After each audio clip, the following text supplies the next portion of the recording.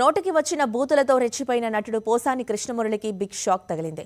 అతనికి 14 రోజుల రిమాండ్ విధించింది రైల్వే కోడూరు కోర్టు. 5 గంటల పాటు ఇరుపక్షాల వాదనలు విన్న మెజిస్ట్రేట్ మార్చి 13వ తేదీ వరకు పోసానికి రిమాండ్ విధించారు. మరోవైపు 9 గంటల పాటు నిన్న జరిగిన విచారణలో పోసాని వింతగా ప్రవర్తించినట్లు తెలుస్తోంది.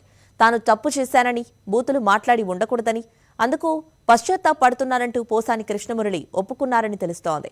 ఇంతకంటే తాను చేసేది, చెప్పేది ఏమీ లేదని అన్నమయ్య జిల్లా ఎస్పీ విద్యాసాగర్ నాయుడు ఎదుట అంగీకరించినట్లు సమాచారం. 9 గంటల పాటు విచారణ అధికారి పలు ప్రశ్నలు వేసినా మొదట తనకు ఏమీ తెలియదు, గుర్తులేదంటూ సమాధానాలిచ్చారు. అయితే వైసీపీ హయాంలో కూటమి అధికారంలోకి వచ్చిన తర్వాత పోసాని చేసిన అనుచిత వ్యాఖ్యలు, బూతులున్న వీడియోలన్నీ చూపించి వాటిపై ప్రశ్నలు వేశారు. అయితే ప్రతి ప్రశ్నకు సినిమా స్టైల్లో లవ్ యూ రాజా అంటూ వింతగా జవాబులిచ్చారని తెలుస్తోంది.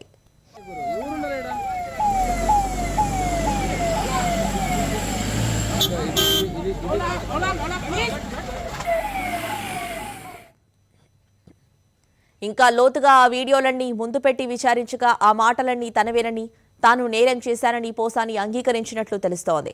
చంద్రబాబు, పవన్ కళ్యాణ్, లోకేష్ ను ఎందుకు తిట్టాల్సి వచ్చింది? వారి కుటుంబ సభ్యుల్ని సైతం ఎవరైనా అనుచితంగా మాట్లాడాలని ప్రోత్సహించారా అని అడగగా పోసాని మౌనం దాల్చినట్లు తెలుస్తోంది. ఒక్కోసారి అవును రాజా, చెప్పుడు మాటలు విన్నా, అందుకే అలా మాట్లాడాను అని ఒప్పుకున్నట్టు తెలుస్తోంది.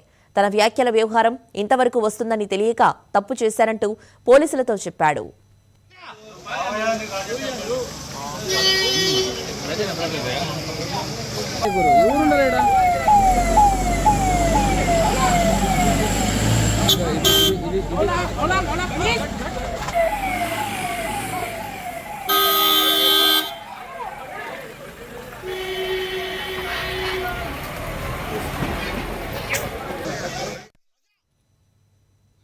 జగన్ భారతిలకు సరస్వతిలో ఉన్న వాటల